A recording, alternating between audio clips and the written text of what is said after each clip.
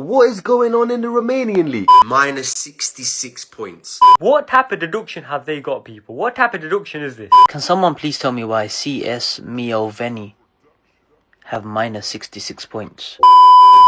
Yes. Yes, I can. Kind of you to ask. About a month ago, this image, the same one I used in the thumbnail that you just clicked on, went viral on social media. It was everywhere on Instagram, TikTok, Reddit, Twitter, and Facebook.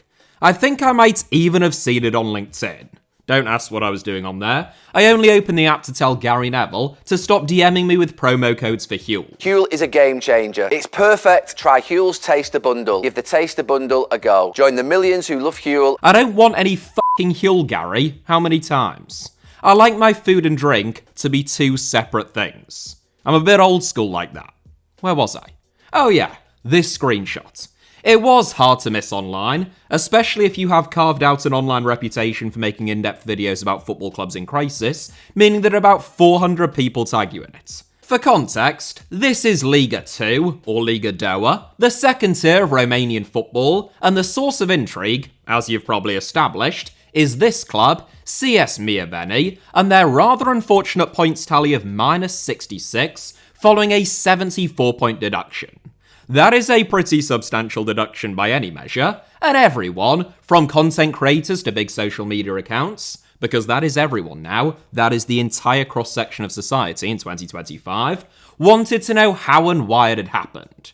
Almost all of the posts and videos consisted of someone basically pointing at that screenshot and going, "Wowee, look at that, that's crazy, isn't it?" Or going, "Can anyone tell me what's going on here? What's going on in Romania's second division?" Or, "What the hell did CS Mioveni do?" I must admit, as you might be able to sense, that this is a slight bugbear of mine. Just countless people posing questions that they never actually get around to answering. I find that it is particularly prevalent among sort of conspiracy theory or conspiracy adjacent accounts who will post things like, "Why does the flag look like it's waving when we're told there's no atmosphere on the moon?" Or, "If vaccines were so good for us, what did people do before them?" I don't know, you brought it up. Why don't you go and do some research, figure out the answer to your own question, and then get back to me with what might actually be some useful or informative content that is worth watching, as opposed to incessantly screeching, "Look at this," out into the ether. What a colossal waste of everyone's time. Sorry, rant over. Maybe I'm the odd one here, but when I see a screenshot of a league table with a club on minus 66 points, I don't just think to myself, "That's mad," and move on with my day. Of course not. I actually want to know what happened, so I dig into it, speak to people with some knowledge of the situation, get lost down a 12-hour rabbit hole reading about financial crimes in Romania, and then, and only then, do I decide to turn it into what some people have described as being videos that are simply too long, attempt to monetize what may well be an undiagnosed neurodivergent disorder, and then try to pass it off as being my job. Now what, I ask you, is so strange about any of that? Everyone else is definitely the weird ones here. This is the only rational response, as far as I'm concerned. Anyway, people have been asking me to make a video about the chaos and corruption that has for so long plagued Romanian football, and there's no time quite like the present. So sit back, relax, and join me on a journey to Romania, the land of Dracula, Transylvania, and a 74-point deduction that broke the internet, as we attempt to figure out why CS Mioveni were actually handed one of the strictest points deductions in the history of football, why we shouldn't be surprised that this has happened in Romania, and the state of football in a country that was considered a powerhouse within my lifetime. And I'm not that old. I'm really not. I swear to God, I'm actually not. When I first started getting bombarded with a request to make a video investigating CS Mioveni's points deduction, I figured that someone else would probably beat me to the punch. A month on, it is easy to see why they didn't, and why countless TikTok accounts were very vague in their assessment of the situation, or didn't even attempt to assess it at all. There is very little information out there, and even less in English. There is no article in The Athletic, Serial Podcast, or BBC Panorama episodes about it, or if there are, I couldn't find them. That would have saved me a lot of time. The first place to start, of course, is the club's official website. And I've gotta say, hats off to CS Mioveni, because theirs is an absolute gem. Not accessible via a simple Google search because, why would it be? Fear not, because a trusty Wikipedia hyperlink will get you there in less time than it takes for Mioveni to be deducted a further 10 points. It is quickly revealed, however, that the Mioveni website is updated on a, shall we just say, sporadic basis. So, if we head down to the latest news section, the most recent article is actually from August, so 7 months ago, and the headline translates as, "We are fighting for points, we want a good result." They really were fighting for points, as it turned out, but the points came out on top. Head coach Alan Keita was quoted as saying, "We have a pretty long trip ahead of us." You can say that again, Al. Another article, also from August, is titled 13 new players, 2 of them introduced today. In that article, Mioveni local councillor Dimitri Oltenu, who is also CS Mioveni's club president, states, quote, "It was hard for us this summer. We lost a lot of players due to the high salary level. Many players left, but we managed to close the ranks and bring in experienced players to help us. In addition, there are many juniors from Centru who are already in the team's programme. The objective for this season is to finish in the middle, 10th to 12th places." End quote. The hard summer that Oltenu is referring to was the result of Mioveni missing out on promotion to the top flight of Romanian football last season, missing out by just 1 place but 8 points in the playoffs, behind Gloria Bazau, which meant missing out on Liga 1 revenue this season. I would just like to formally apologise at this stage for my pronunciation of any Romanian, Eastern European, or indeed just English names or words throughout the duration of this video, and hopefully I don't have to address that again. We can just take it for granted that I'm sorry, a lot of them are terrible. I'm doing my best, and yes, I am well aware that, like the child of parents who are living their own unfulfilled lives vicariously through them, that will never be enough. The club website's About Us segment is about as dry as an Italian Pinot Grigio and as brief as a managerial stint at Watford. Meanwhile, the latest results segment makes for about as encouraging a read as a transcript of the trial of Slobodan Milosevic, displaying 9-0 and 8-1 defeats in the club's last 2 matches. There is a heading titled Financial Statements, at which point I thought that I might have struck gold, but it is literally just a photocopy, specifically, of Mioveni's 2022-23 accounts.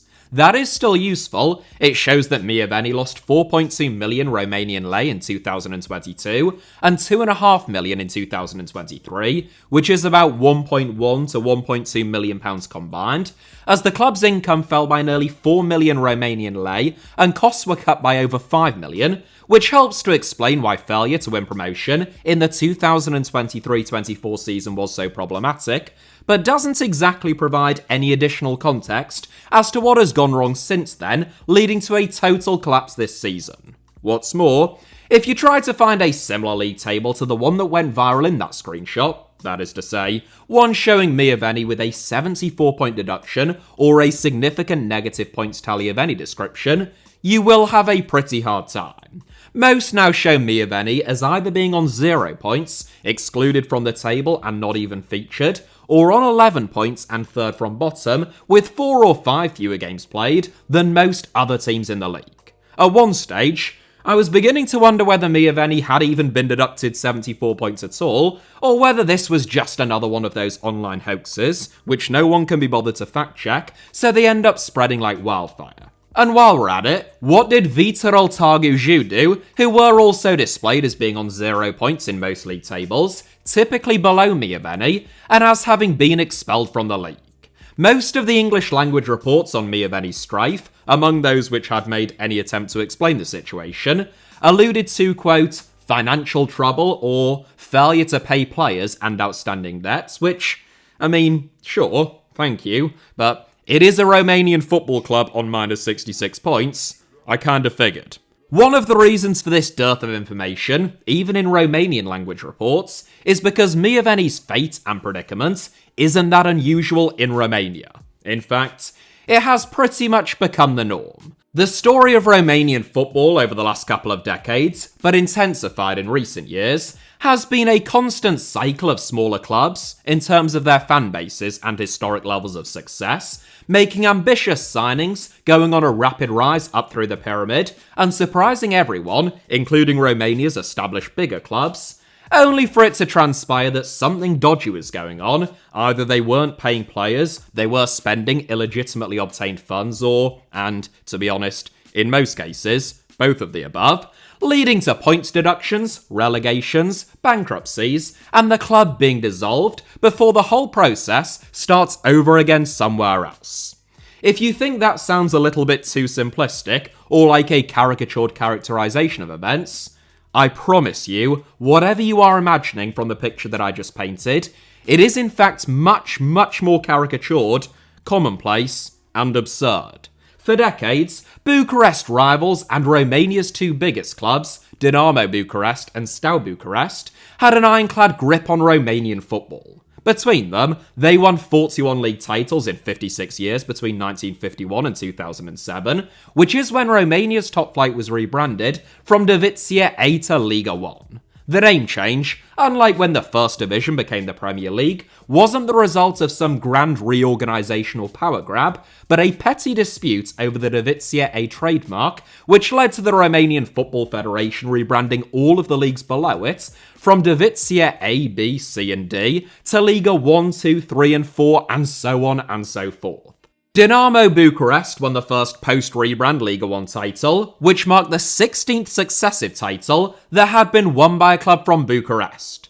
The only team to interrupt Dinamo and Steaua's duopoly was Rapid Bucharest, who won titles in 1999 and 2002. Aside from a solitary title for Craiova in 1991, Bucharest's reign of dominance had been uninterrupted since the start of the 1980s, spanning a quarter of a century. That all changed in the late 2000s. In 2007-08, Cluj, who had been a second division club when multi-millionaire Arpad Pajcani acquired them, won their first ever Romanian championship. They won a second in 2010, followed by a third in 2012, and in the 2012-13 season, they put up the best showing by a Romanian club during the Champions League era, finishing third in their group and qualifying for the Europa League, following a famous 1-0 win at Old Trafford against Manchester United. This wasn't the Manchester United of 2025, it is worth remembering. This was Fergie's Man United who, and this might be difficult to remember, were actually quite good. After winning their first 3 top-flight league titles in only 5 seasons, and inflicting Manchester United with their first Champions League home defeat in 3 years, Cluj collapsed.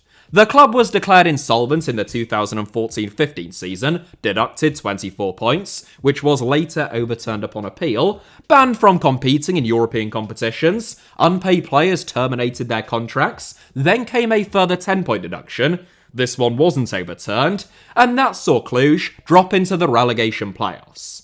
Cluj owner Arpad Pajcani was investigated in 2016 on suspicion of forming a criminal organisation, continuous and serious embezzlement, continuous tax fraud, and continuous money laundering. I mean, a one-off would have been fine, but why so continuously? That's just taking the piss. The prosecutor's office alleged that Pajcani and associates had embezzled nearly €8.5 million from Cluj's accounts between 2008 and 2013 through offshore companies registered in Cyprus and the Seychelles. These allegations, which didn't exactly come totally out of the blue, surfaced literally one day after Cluj won the 2016 Romanian Cup.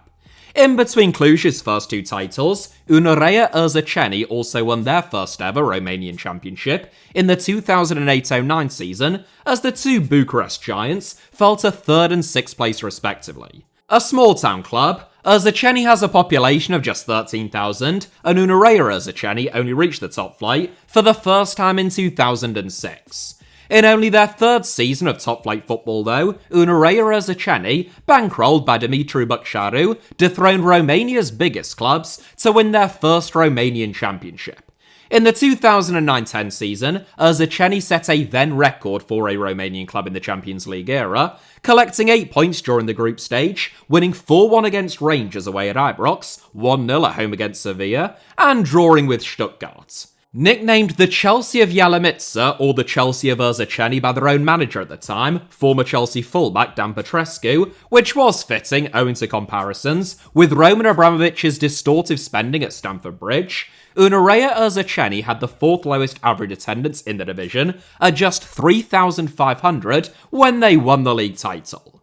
After missing out on the title to Cluj by 3 points the following season though, owner Dumitru Băcșaru effectively cut all funding. Instead of salaries, he reportedly offered footballers houses in a complex that he had built 20 kilometres outside of Bucharest, while promising to pay them in instalments. Those instalments never arrived though, leading to the departure of virtually Unirea Urziceni's entire first-team squad in the summer of 2010. As a result, the club went from beating Sevilla and Rangers in Europe to finishing 17th, having won just 6 games all season, and suffering relegation, all within the space of just a single season. Following relegation in 2011, Băcșaru dissolved the club, which no longer exists, and he too was later investigated, and his house raided, on suspicion of fraudulent bankruptcy, partly in relation to the €30 million bank loan that he obtained to build the housing complex that he attempted to use as leverage instead of actually paying his players.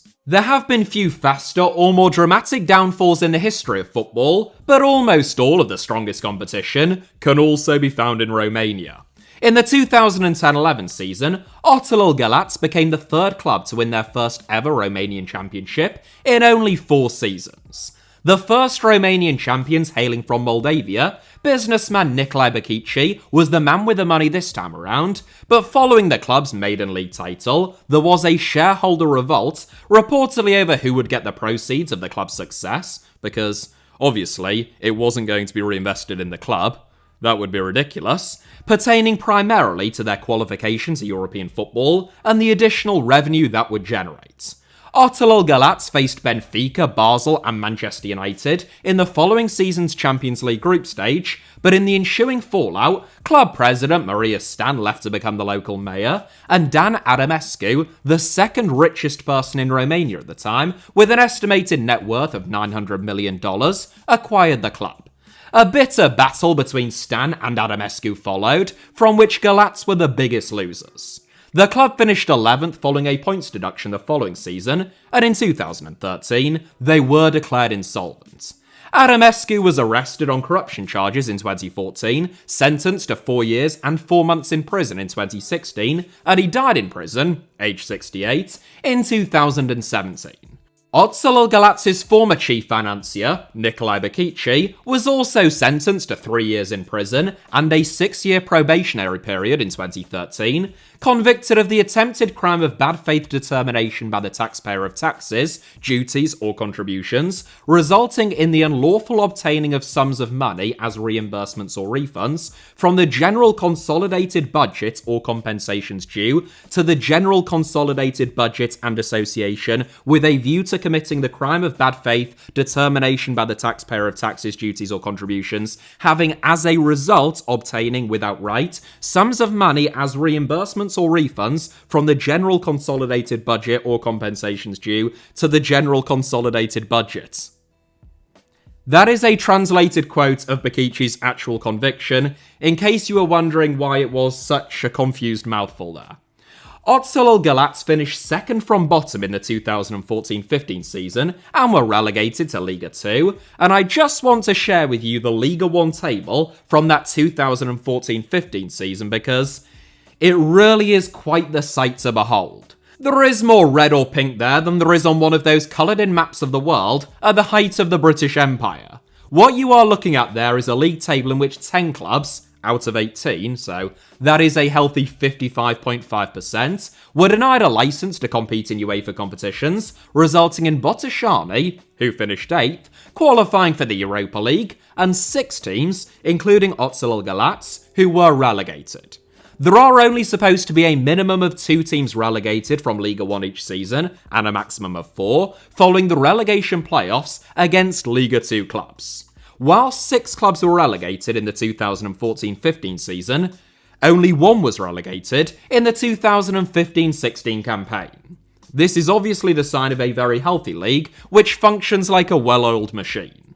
Otelul Galati, just 5 years after claiming a maiden top-flight league title, were relegated from Liga 2 in the 2015-16 season, declared bankrupt, and dissolved. They were formed as a new club in 2016, forced to start out again in the 4th tier of Romanian football, though you will be pleased to discover that they are already back in the top flight, and so the cycle begins once again. We're back and we're ready for it all over again. Otelul Galati are currently fighting relegation from Romania's top flight. In the same season that Otelul Galati were declared bankrupt and dissolved, Romanian football witnessed yet another first-time champion. This time it was Astra Giurgiu, who, you may recall, didn't just gatecrash Liga 1 in the mid-2010s, but also the nightmares of West Ham supporters after they knocked the Hammers out of qualifying for the Europa League.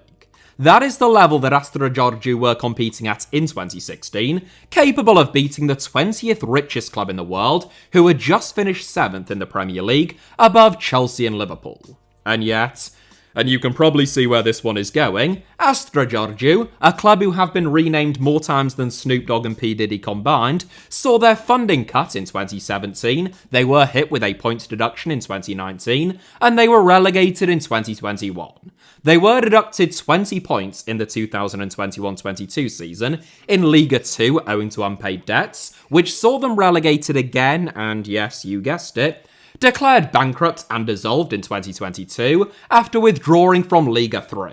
Following a 100-plus year existence up to that point, they too no longer exist. Ioan Nicolae, the man who bankrolled Astra Giurgiu's rise before turning off the taps leading to their collapse, is one of only 3 Romanians estimated to have been billionaires by Forbes, but in 2021, the 70-year-old was sentenced to 5 years in prison for tax evasion, money laundering and influence buying, related to not just one, but a whole series of corruption cases. The season after Astra Giurgiu, whose demise I have made an entire video about, won the league, Viitorul Constanta became the 5th club in just 10 years to win a first ever Romanian championship. The club, which was only founded in 2009, was the brainchild of Romanian legend Gheorghe Hagi and started out as an academy before snowballing into the nation's best senior team.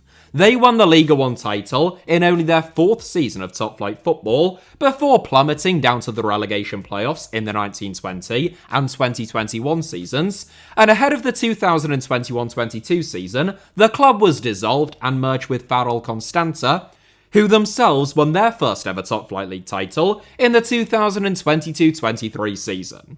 If history is anything to go by, they will do well to survive the next few years. I joke, but they did actually fall to 5th last season, 21 points off top spot as defending champions, and they are currently 10th inside of the relegation playoff places. Viitorul also previously went bankrupt in 2016, so, really, I don't joke, do I?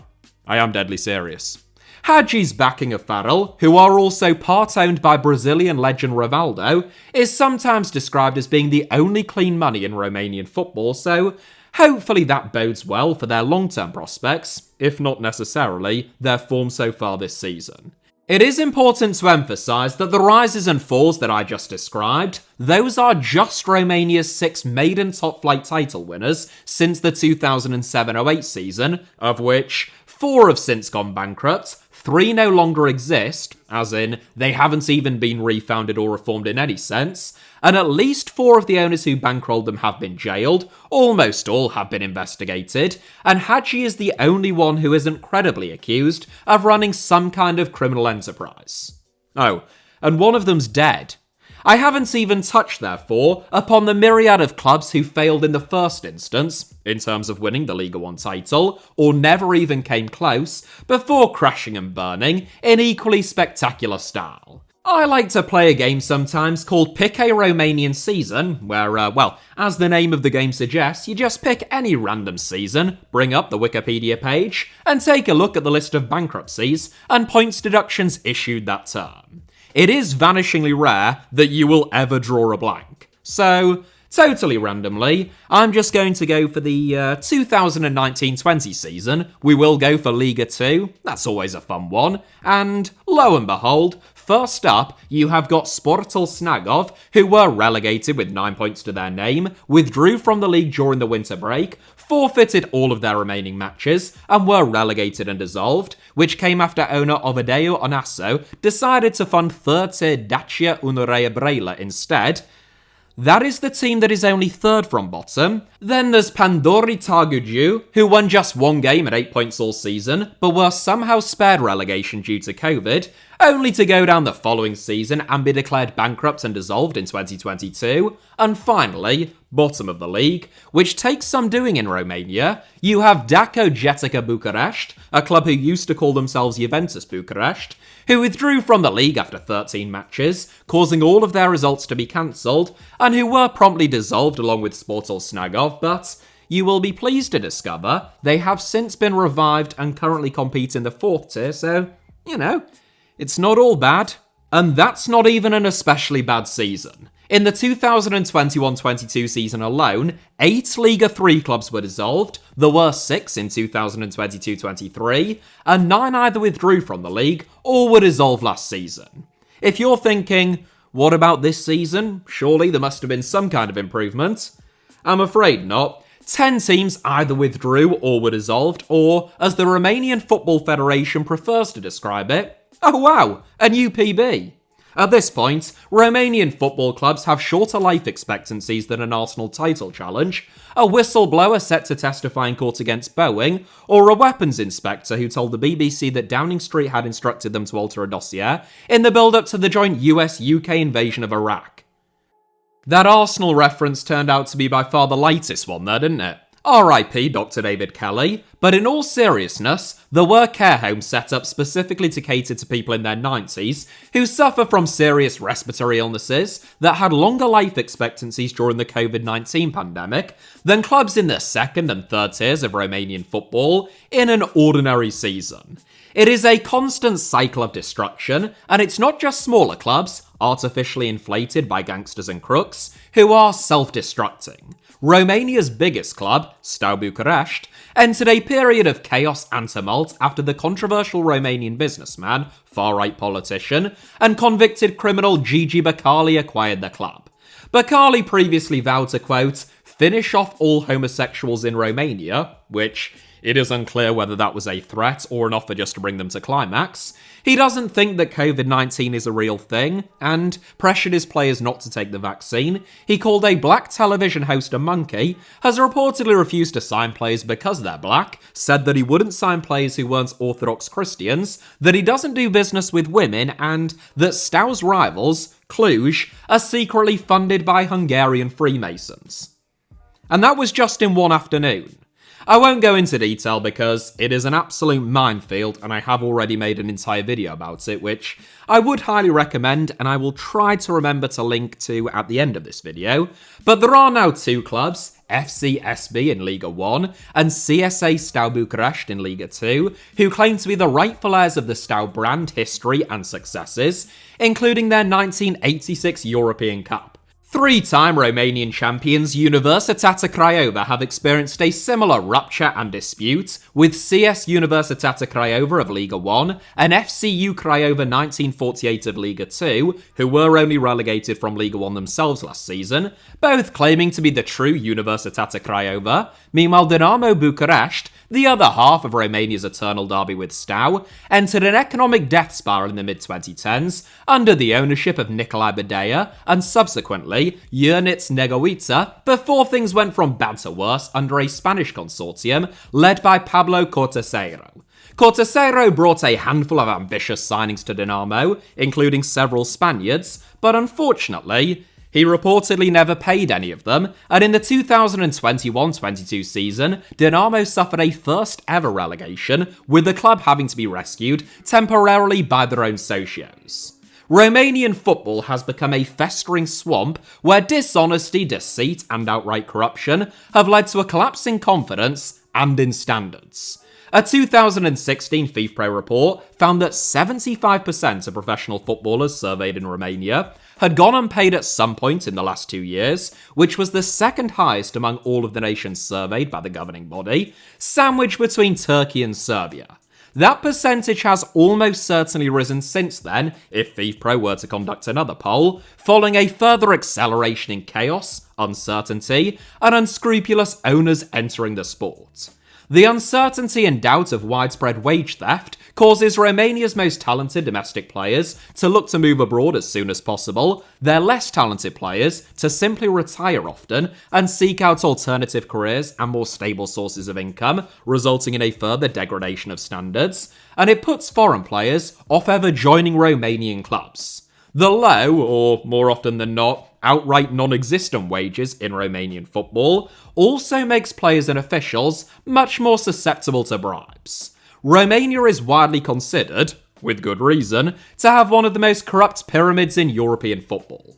This isn't exactly a secret, it was an open secret in the late 90s and early 2000s, that the key figures in Romanian football led something called a cooperativa, in which they agreed to fix certain matches, allowing teams to win certain home games, and ensuring that the nation's biggest clubs, represented within cooperativa, would never be relegated. Dumitru Dragomir, the former president of the Romanian Professional Football League from 1996 until 2014, who was sentenced to 7 years in prison for tax evasion, embezzlement and money laundering in 2016, before being acquitted of all charges in 2018, was literally nicknamed Corleone in reference to the mafia boss Vito Corleone in The Godfather. Macia Sandu, meanwhile, who was the president of the Romanian Football Federation from 1990 until 2014, so just the 24 years there, I've always said that term limits are for losers, was even less coy about things, known simply as The Godfather. In 2003, the now deceased politician and owner of one of the clubs in question, Dumitru Seculario, admitted to fixing games on live television.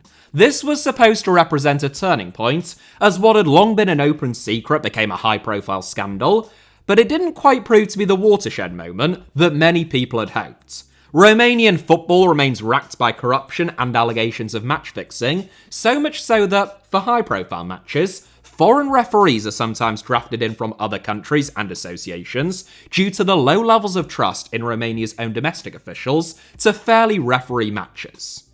I guess that is fine for the less high-profile matches, though. I mean, who cares if they're rigged? Corruption undermines the entire basis of sporting merit upon which football is built, leading to a degradation in trust and dwindling interest in the sport. I made a video about a year ago about how the mafia had effectively destroyed football in Bulgaria, and you could replace the word Bulgaria with Romania in almost every sentence in that video, and the assessment would remain just as accurate. Romanian football also suffers from chronic short-termism, criminal owners primarily motivated by their own personal ambitions, rank corruption within the league, football federation, and inside of the clubs themselves, and the lack of an even remotely viable route towards a sustainable funding model at this stage, resulting in a total dependence upon those same businessmen, local politicians, and career criminals. That is often the same person who use them, ironically, as political footballs. This is a crying shame, as it would be anywhere, but like Bulgaria, Romania were a force to be reckoned with not all that long ago, and unlike Bulgaria, Romania has the population to make that a regular occurrence. Romania were once ranked third in the world, above England, Italy and Argentina, and trailing only Germany and Brazil. That was in my lifetime, and I'm not yet 30 years old. Now they are ranked 38th in the world, below Panama, Algeria, and a Russia team that has been suspended by both FIFA and UEFA since 2022. Romania reached the knockout stage of all three World Cups during the 1990s, beating England, Argentina, and the Soviet Union during that time. Only 5 other national teams, Italy, Argentina, the Netherlands, Germany, and Brazil, replicated that achievement. At club level, Steaua became the first Eastern European club, and still one of only 2, to be crowned as European champions in 1986, beating Barcelona in the final, in the midst of one of the longest unbeaten domestic runs of form in the entire history of world football. Romania's top flight is now the 25th strongest in Europe, according to UEFA's coefficient rankings, below Serbia, which is a third of the size of Romania, Cyprus, which isn't even 1/14th of the size of Romania, and Israel, which, very clearly, isn't even in Europe. Nor is Cyprus, in fairness. The point being, Romania is the 11th largest country in Europe and the 6th largest inside of the EU. Above the Netherlands, Sweden, Belgium or Portugal, it is football obsessed and it has heaps of pedigree within the sport. And yet, the country's football scene has become a wasteland and an embarrassment. Romania haven't even been to a World Cup since 1998, let alone reached a knockout stage. They have won just one game at the Euros in the last 25 years, and their European Cup winners Steaua now have two clubs claiming to be them in a microcosm of the dysfunction and tumult which has engulfed Romanian football. We ought not romanticise the past too much though. Nostalgia can be a powerful drug, and Romanian football has never been without its faults. Even at the height of Romania's success, when the national team was ranked third in the world, star man Gheorghe Hagi warned, quote, "For 10 years, we've hidden the dire conditions we have here in Romania. We have nothing. No football. Where are the performances produced by the clubs in Romania? We deserve for you to make us statues for what we have done considering the conditions in Romania. The results are singing with us. Romanian football is gone. Gone. Zero. In 2 or 3 years, zero." End quote.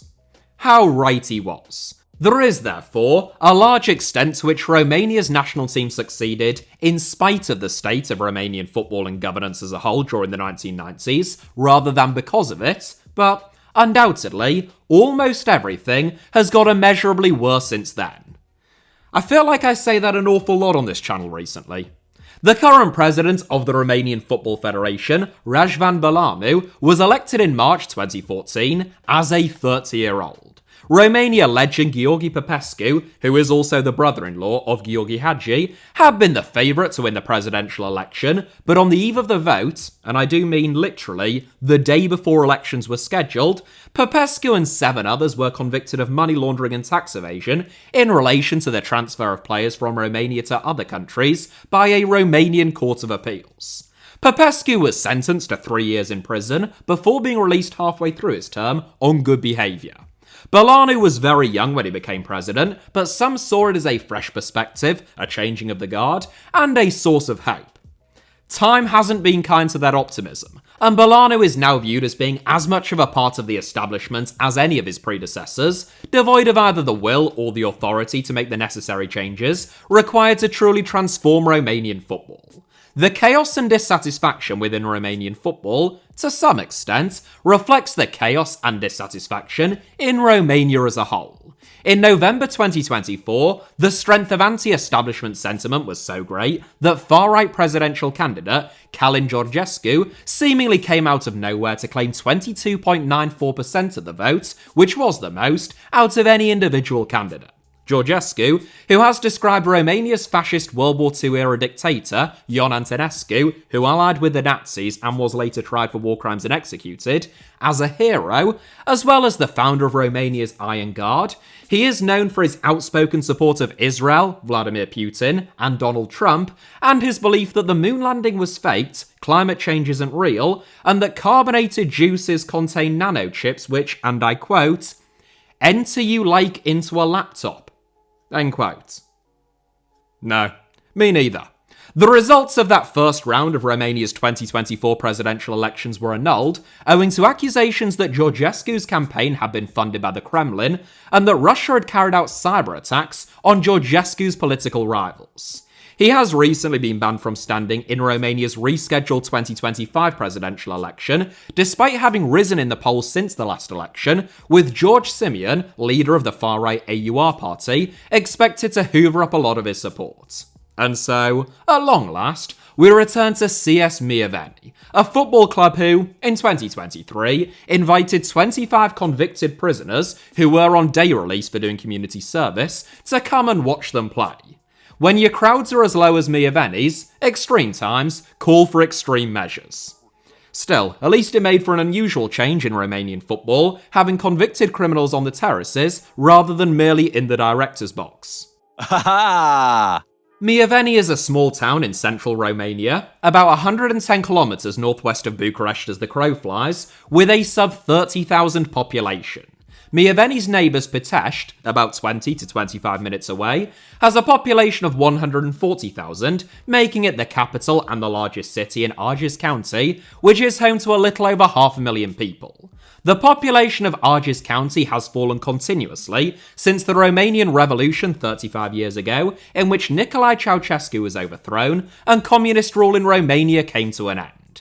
An industrial region, like so many in Europe, Argeș County has struggled since the 1980s, causing a lot of people to leave in the hope of finding greater job opportunities and career prospects elsewhere.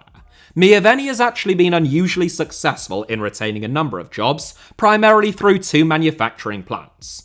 The town grew rapidly during the 1970s because it is where the Romanian car manufacturer Dacia, who had the best-selling car in Europe in 2024, apparently, situated their headquarters and their only manufacturing plant. In 1999, a decade after the fall of communism, the Romanian government sold Dacia to French car manufacturers Renault.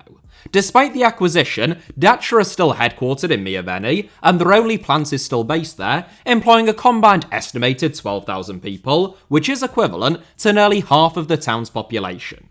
The other major employer is the town's Nuclear Research Institute, where components and materials for the nearby Cernăvada nuclear power plant and a high-security prison are built, but that is less relevant to CS Mioveni, so you can probably just forget about that. I only mention it because I didn't want you to spend the rest of the video wondering.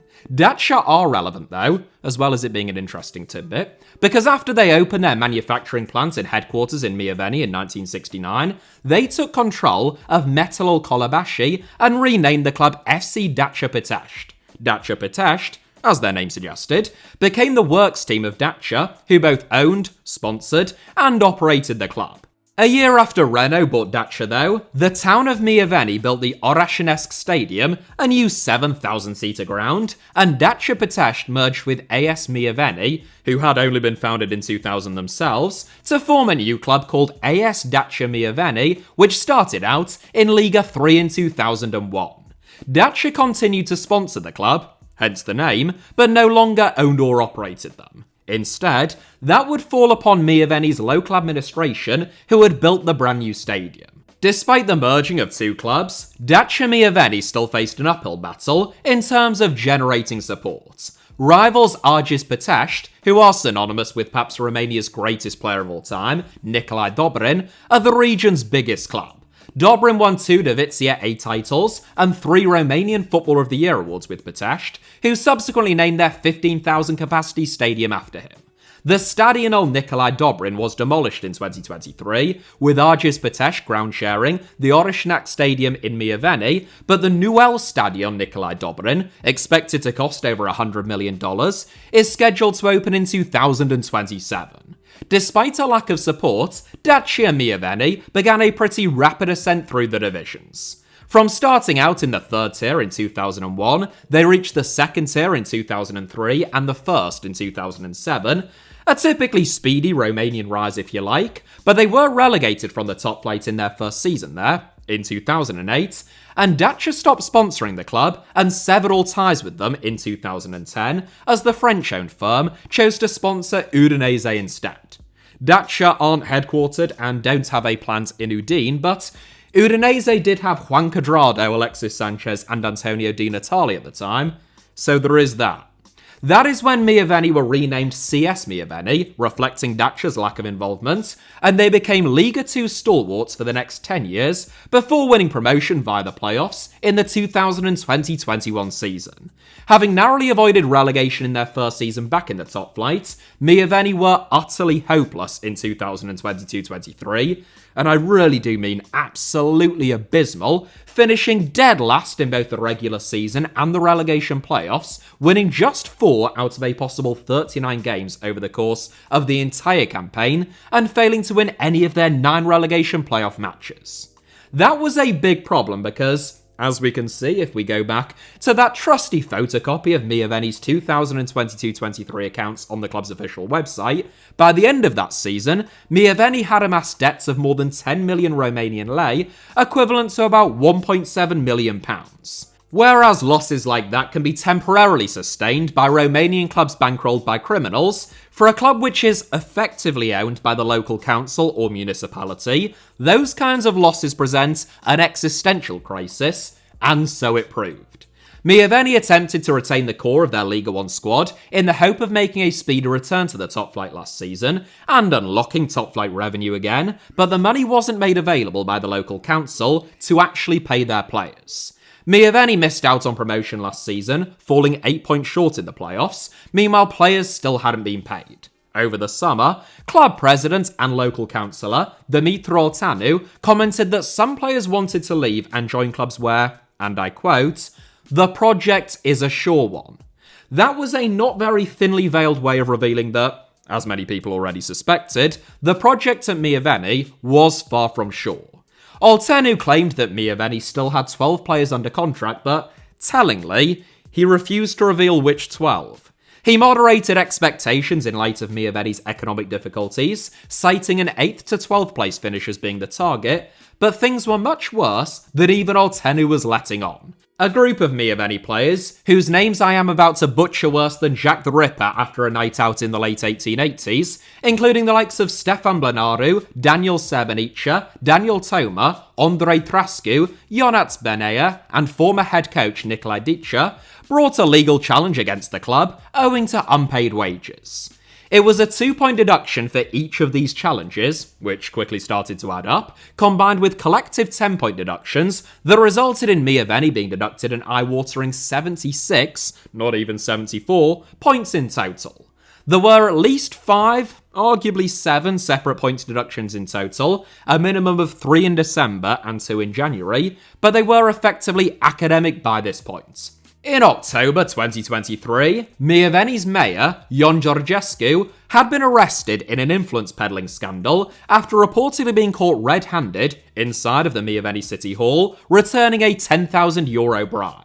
A ruling by magistrates at Argis Court in May 2024 allowed Georgescu to return to his position as mayor, but in June, he was defeated in the town's mayoral elections by Aurel Costaș.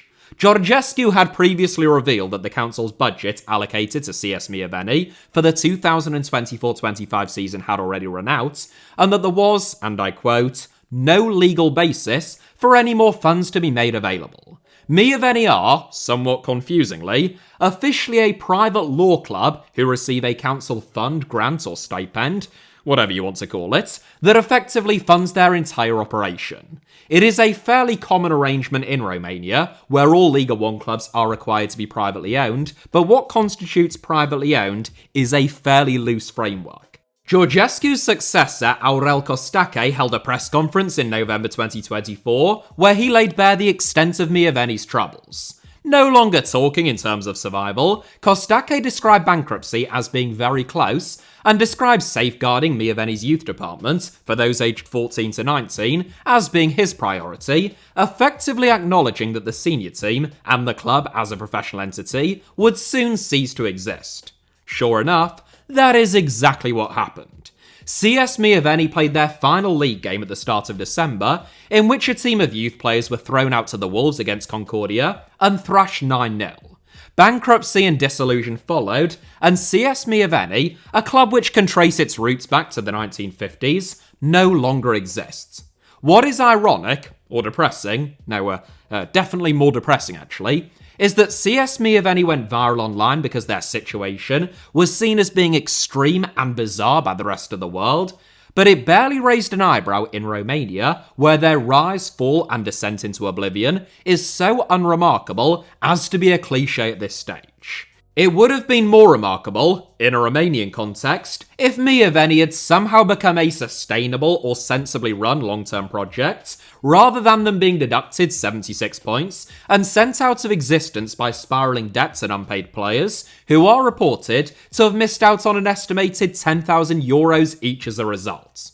These aren't Premier League players who would comfortably drop that amount of money on a nice meal out at a fancy restaurant. These are players fighting a bruising and brutal battle to make a living playing football in Romania, a country where only 2 or maybe 3 clubs, at a push, reliably pay their players on time and don't seem to permanently be on the brink. I have long been asked, primarily by Romanians, to make a video about the plight of Romanian football. This video was initially supposed to be just about CS Mioveni, but it seemed improper, and also totally lacking in context, to isolate their demise from the current state of Romanian football as a whole, which is why this video has ended up being stupidly long. I know some people prefer the longer videos, and some people complain about them. Mainly my girlfriend, who has to stay quiet for 3 hours with 2 elderly dogs that we recently adopted upstairs while I record them, but at least, if nothing else, you hopefully now have a better idea of what on earth is going on in Romania, and what the hell CS Mioveni must have done to get a 76-point deduction. Admittedly, it would save me a lot of time to just point at a screenshot and go, wow, that's crazy, I wonder what must have happened there, while doing brand deals and only working 8 hours a week, but I have too much respect for you all, and I am too genuinely curious about weird things going on in the world of football, so hour-long videos about clubs in Romania who no longer exist, and were only watched by 25 convicted criminals when they did it is. Lucky you. That is it for today's video. I didn't even have time to mention the real estate company, which sponsored Romanian referees recently having to terminate that deal due to a scandal on the part of the real estate firm, rather than on the part of the referees, which, I don't know, I found amusing. Well, I've mentioned it now, I suppose. Thank you all very much, as ever, for watching. As always, like I say, hit the like button if you enjoyed it or found it remotely informative, or at least more informative than some of those TikToks. I don't know.